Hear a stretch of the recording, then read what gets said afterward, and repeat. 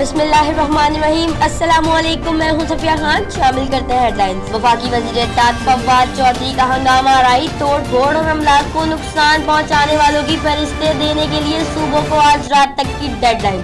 बोले अवाम की अक्सरियत ने हंगामा आराई करने वालों के खिलाफ रद्द अमल जाहिर किया। जिनके अमलाक को नुकसान पहुंचा उनका मदावा किया जाएगा। रावलपिंडी पुलिस ताहाल मौलाना समीउल हक के कातिलों तक नहीं पहुंच सकी। सीसीटीवी वीडियो मिलने के बाद भी कातिलों का कोई सुराग नहीं मिल सका। वजीर मुमलिकत बराए दाखिला शहरी आराफरीगी ने कहा, मौलाना समीउल हक के कत्ल की तहकीकात तेजी से जारी है। फिलहाल कुछ बताना नहीं चाहते, कल वजीर आजम को रिपोर्ट देंगे।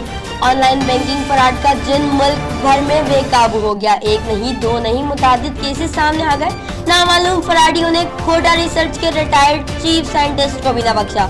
सिर्फ 17 घंटे में पेंशन और ग्रेजुएटी के 30 लाख रुपए उड़ा ले गए। कराची में टावर से सदर तक बदतरीन ट्रैफिक जाम, काम से घर लौटने वाले सड़कों पर फंसे रह गए। सदर आई चंद्रीगढ़ रोड, एम जिना रोड और मुल्हका रोड पर गाड़ियों की लंबी कतारें। और लाहौर में इलेक्ट्रॉनिक चालान ना भरने वालों की गाड़ियां बंद करने का फैसला।